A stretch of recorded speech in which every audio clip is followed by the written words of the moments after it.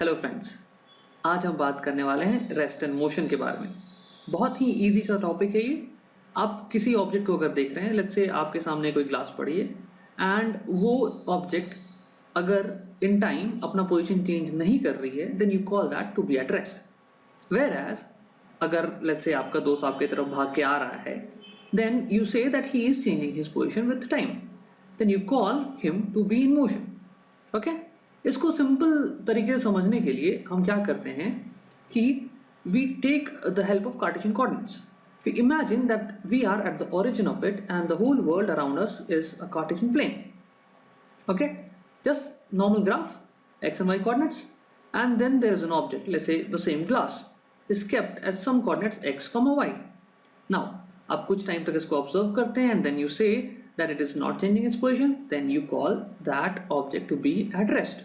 Whereas अगर आपका friend आपके तरफ दौड़ के आ रहा है, then he is actually continuously changing his position, right? He is continuously changing his coordinates. Then you call him to be in motion.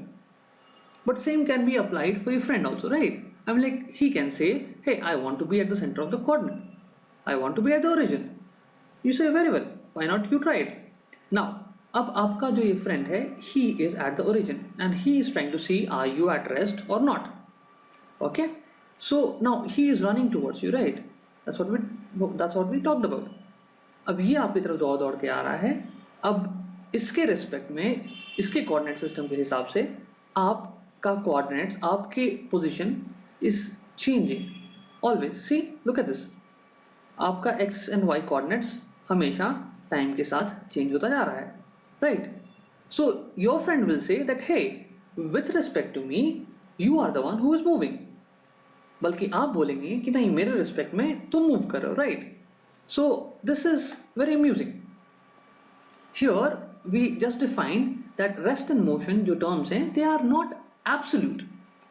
Okay? They are relative. Rest and motion are relative. It depends on who is the observer, who is at the center of the coordinate system. Okay? With which frame we are trying to observe it.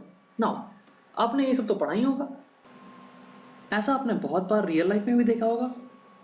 मान लीजिए आप एक train पे जा रहे हैं, okay, you are in train A, और train जो है राइट वर्ड के डायरेक्शन में 100 मीटर पर सेकेंड से जा रही है।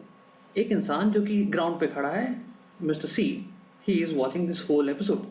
There is another train that is running parallelly to the first train and that is also going with 100 metre per second velocity in the same direction. Okay, so what will the man see from the ground see is that both the trains are going with 100 metre per second towards right.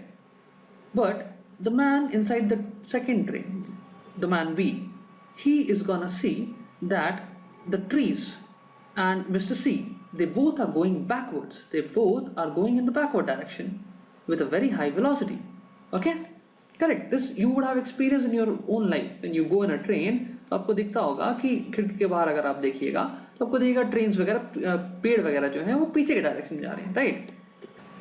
उसी time पे अगर आप अपनी बगल वाली train में देखेंगे तो आपको लगेगा कि मिस्टर ए जो खिड़की के पास बैठा हुआ है वो रेस्ट पे है, वो ऑलमोस्ट रेस्ट पे है आपके रिस्पेक्ट में।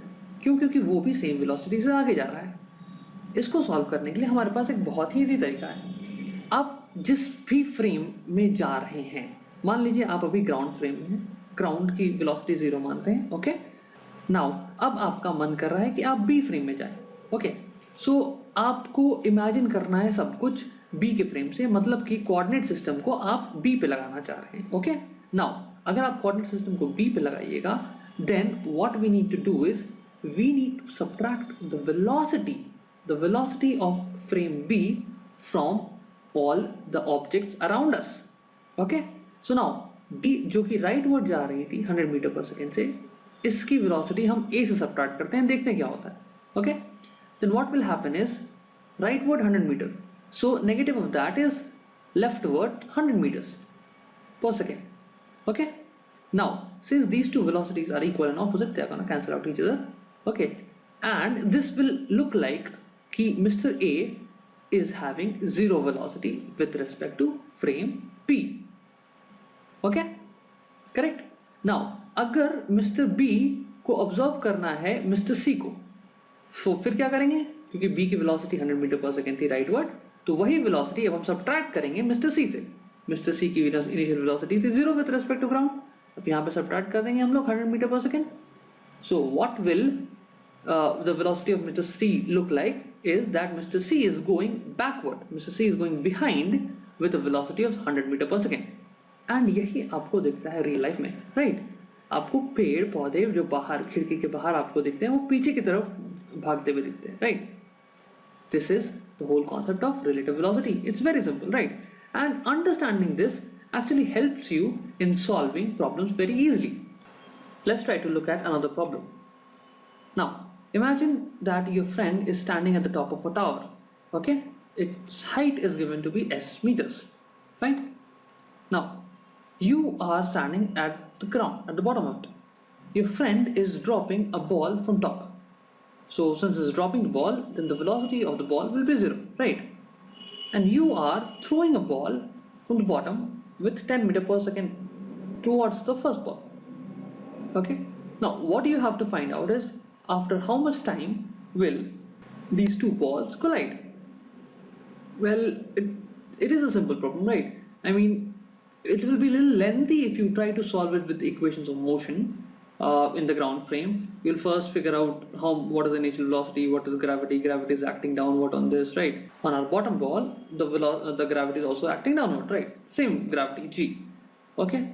Then you will do some calculation, you will apply a few equations of motion, and then you will finally figure out the answer, correct? Okay, but if I tell you that this problem can be made very simpler if we just change our frame, we go from the ground frame to the frame of any of the balls.